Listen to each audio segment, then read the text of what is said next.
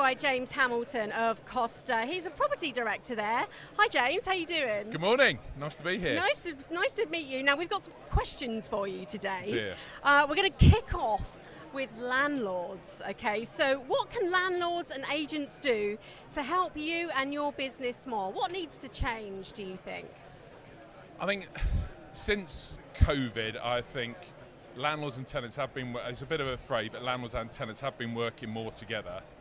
And I think it's just the reality of the viability of shop units. It's a shared problem, but I know that we all share with the fixed base costs we've got, so it's just having the open discussions early enough, because no one wants to close shops, we still want to grow in the right sectors, and I think the benefit we've had at Costa is we had a relatively flexible lease profile, so it means that we can have those discussions, and through COVID we were very, very, very active.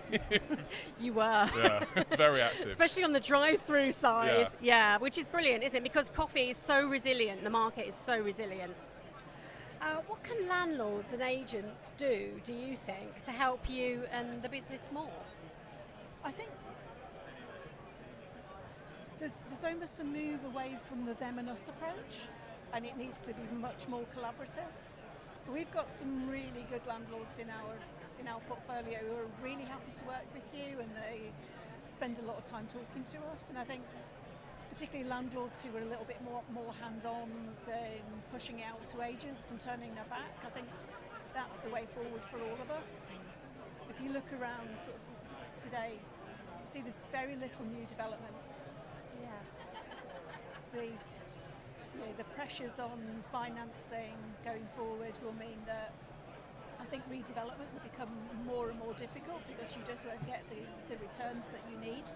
And so working with what you've got is going to be a lot more important. So I think that collaborative approach with landlords and managing agents, it just cuts out an awful lot of the noise and just helps you to get to where you need to be in the future.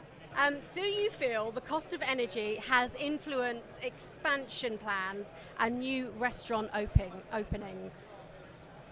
I haven't felt that yet, so I'm not saying that we won't feel that in 2023, but I think both at Westfield London and at Westfield Stratford, actually we've been super lucky, really busy, just opened a host of new restaurants with more to come in Q4 this year, which is great. So we've just opened Salt Yard, we've got Flatiron opening in another week's time, followed by Sticks and Sushi just before Christmas. We've opened some more leisure with Sixes at Westfield London. So I think at this point in time, no, it would be fair to say that we haven't felt that in the business. But as I say, I think it's early days as we see what the government will do. Do you feel the cost of energy has influenced your expansion plans at all and new restaurant openings? Definitely. It's definitely made the returns sharper. We use lots of data companies, CACI, Geolytics, precisely to help us accurately forecast, because we want to make informed investment decisions. And we get the majority right, and that gives us the confidence to keep investing. So that certainty of the cost base, it's not going to make it easier. So it's going to make it more challenging on marginal sites, and especially in drive-through, it's such a competitive sector. We've all got the cost of living crisis bearing down on us. We're all feeling it. How do you plan to tackle your own rising business costs?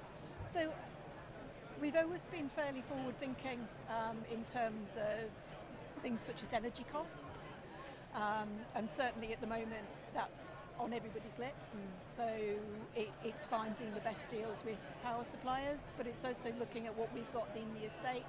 Can we add solar into it? Can we work with landlords and other site owners to work on that basis? I think when I said collaborative approaches previously, it's things like solar power in the future.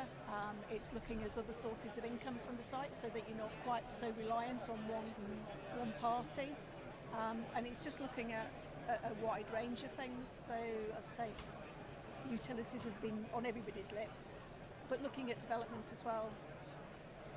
The cost of materials on development work is all going up. Construction market is feeling the pinch along with everybody else.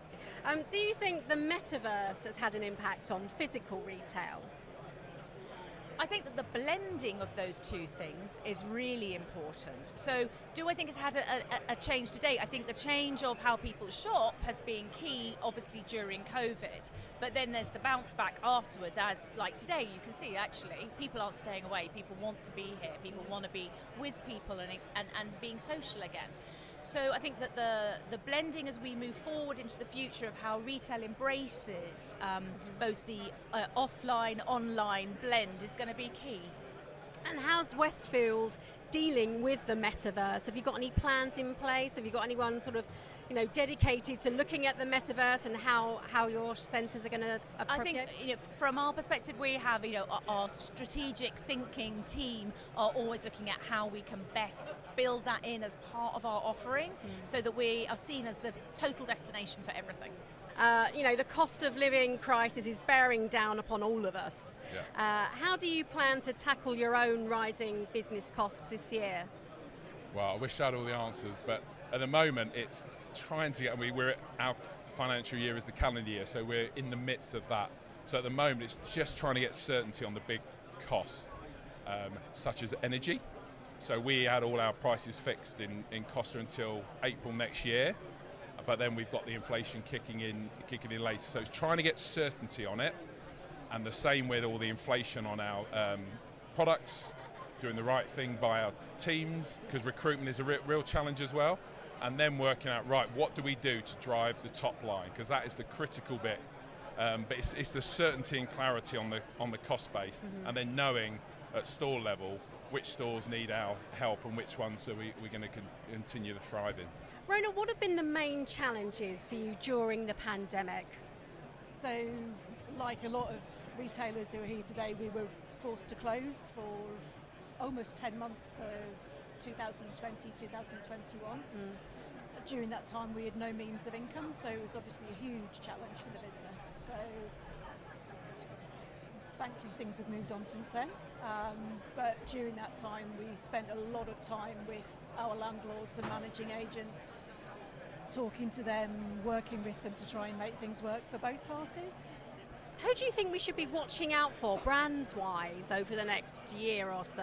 Well, I think that the leisure market is, really active at the moment with lots of new players in there, and I think, who is going to be the winners in that competitive socialising market is going to be really interesting to see.